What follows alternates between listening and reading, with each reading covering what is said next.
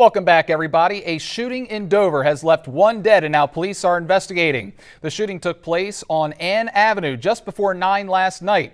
Officers who arrived on scene found two victims, a 42-year-old and a 59-year-old man, both with gunshot wounds to the upper body. They were rushed to the hospital where the 42-year-old victim died from his injuries. The other victim is in stable condition. Now, at this time, there are no leads in the case, and Dover police are asking anyone with information to call the police department at 302-736-7130.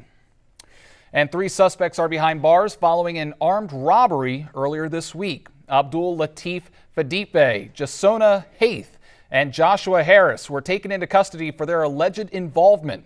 Police say the victim was entering her home at the White Oaks condos with her children when she was approached by 4 suspects. Now, those suspects allegedly assaulted her and stole her purse and the cash that it held before leaving the scene in separate vehicles.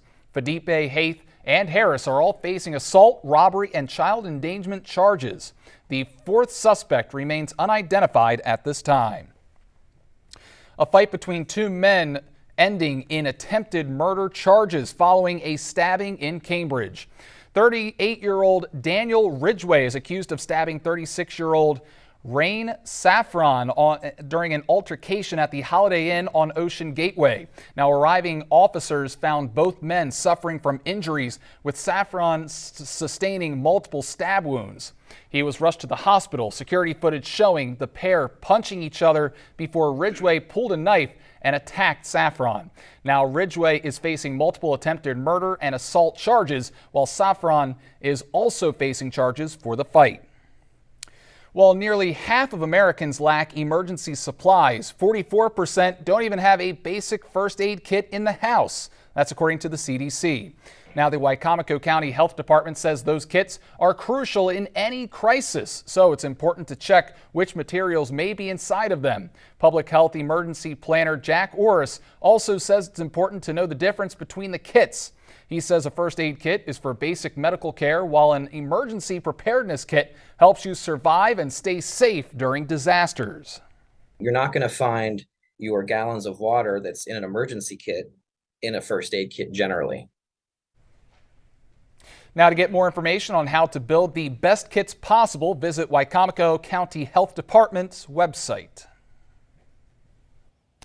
All right, let's get to it here, starting with the weekend forecast. We'll get back to Brandon and Devin here in just a few with more DSI, but getting set for another problematic weekend, at least the second half. The first half plans tomorrow, pretty good weather-wise, but might be the day where you might take a little time tomorrow to make sure all the Christmas decorations are really secure, because not only are we going to have the heavy rain come back in for Sunday, we're probably going to have a little more wind than we even saw last week. And it was really windy when the cold front came through last Sunday, but this could be a little bit more of a consistent wind.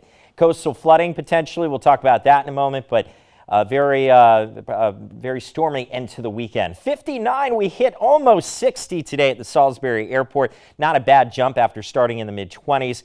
Certainly above average by almost 10 degrees. Chucky and Lewis right now calling it at 41, and Josh and Marion Station right at freezing. And the overall air across the mid-Atlantic and eastern seaboard here isn't too chilly, considering that the cold front that came through earlier in the week brought much lower numbers than this. But right now in the mid to upper 30s, milder air is subtly starting to stream in from the south.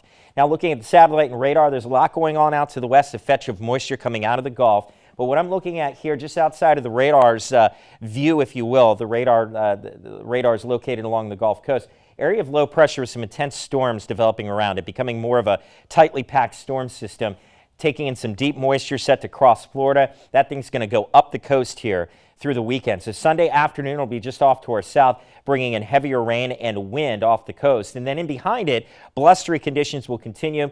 Some showers will linger into Monday morning, but it's not going to tap into that cold air to the north and west to get us anything other than rain. So we're not looking at a brief end of snow like we did last Sunday. Let's track the rain, though, and its arrival time. Check the timestamp. That's Sunday afternoon.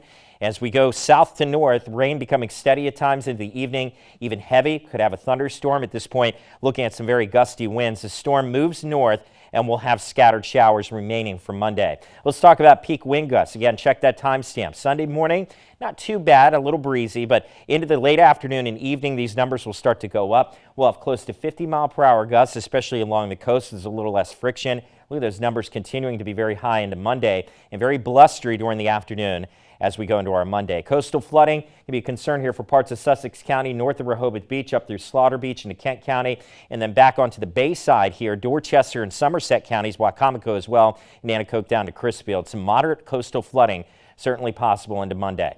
29 to 34 under clear skies. We'll call it seasonably cold tonight. 54 to 59 tomorrow. Another decent mid-December day. Brace your Carpet Care dog walking forecast. Bandits happy about that. Green paws all day long as that rain moves in late Sunday. We're going to talk more about this 7-day coming up, but we've got cooler temperatures on the way into early next week. DSI continues on the other side of the break. Stay with us.